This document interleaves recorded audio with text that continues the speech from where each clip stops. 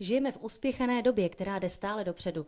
Lidé se více zajímají o svoji práci a zapomínají se často zastavit a dívat se i na věci, které jsou možná mnohem důležitější.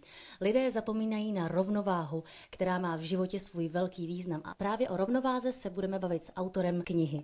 Balance the business-life connection. Well, I've lived 5 different lives in various professions, quite eclectic, starting as a rock star, believe it or not, and recording several million records in the United States, then going into corporate America, research, starting a pharmaceutical company in Silicon Valley, in the feature film business, and then now as a hotelier with Chateau, Mcely. And the way it got written is I've had a lot of experience in helping people move ahead, inspiring them. And I was sitting in a cafe and having a cup of coffee about 3 years ago, reading the Wall Street Journal, and I read an article which said 80% of people in the free world who work are unhappy in their job. I just said, you know, this can't be, because it can't be that 80% of the people have problems. And I decided to put down on paper what I thought are the key issues. And so to go right to the end point, I have found in my life that one of the key things to leading a life of fulfillment and enjoying your job is to follow your life purpose. So you have to discover it and you have to pursue it. And also you have to do it in balance, which means you have a personal life, you have a professional life. And those have to be in balance with respect to your own values, your own goals. It's more common that people are out of balance by doing more work and less personal time. And the reason for that is that for the last 300 or 400 years, the way society has decided that success comes about is through 2 things. One is making more money, and the other is having more position, or if I really want to be pointed, having more power. And if you think of a chair with 3 legs, there's 1 leg missing, and that's unstable. You cannot be happy and fulfilled in the long run if all you do is pursue money and power. There's a leg called service, and that means doing something that makes the world a little bit better. I don't care whether you're a biologist, a brewmaster, or a dedicated mom. There is a purpose for you, and I think every human being that comes into this world knows what that purpose is somewhere between the ages of 5 and 15. They don't know what their job's going to be, but they know what they're good at, and they know what they like to do. And if they find a way to connect that with something in the world that makes the world a little bit better, they find great passion and fulfillment. Do you think that knowing your purpose depends on lifetime experience? I think the experience is necessary to be able to shape it.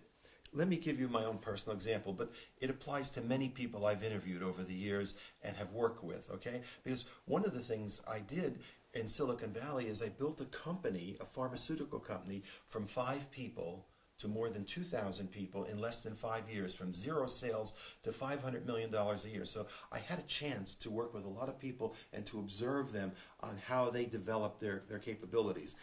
So in my case, I found the 2 things that I was excited about in my life. It wasn't necessarily the job I was going to do, but I found 2 things. One was science, and the other was entertainment. And they came actually from my parents. How do these things come together, actually? Well, here's how it happened. The first one, in terms of entertainment, came when I was 10 years old. I was delivering newspapers in the cold New Jersey weather, and it was very cold. And I told my mother, I'm the oldest of 10 children. We had to work to make money to be able to support ourselves. My father didn't have very much money. So I said, you know, I need an inside job. And so she said, well, you're pretty good at singing, you're good at playing the piano, why don't you start a band? And I did, and ultimately that led to my being discovered with a group called the Royal Teens. We recorded a record that sold 2 million copies. That's the entertainment piece. But there was another piece. My father wanted me to be a medical doctor. I did not want to be a medical doctor. So he bought me a chemistry set when I was 8 years old. And after I finished making, as boys do, fireworks, rockets, and stink bombs, I discovered that I could make things like cosmetics, ink, adhesives, and I started doing that and selling those products in the neighborhood. I had no idea that my job was going to be a scientist and work and create things like pharmaceuticals. But I did discover that I was interested in science and technology and use it to do something that somebody was interested in buying. Those two things came when I was 8 years old and 10 years old. And I followed that path and shaped it, as you say, by experience. And that's how I found out what I wanted to do with my life. Do you think fear plays an important role? People are actually not happy. They're afraid to try new things. Yes, I think fear, what happens is fear is constricting. It makes you choke inside and you're afraid to make decisions and you always overestimate the problems. How important is the family in this whole concept? And in my case, my family is very important to me and I need to make time for them. And I'm constantly looking at ways to be sure that I keep that in balance. And sometimes I go out of balance and I have to correct. It's not easy staying in balance.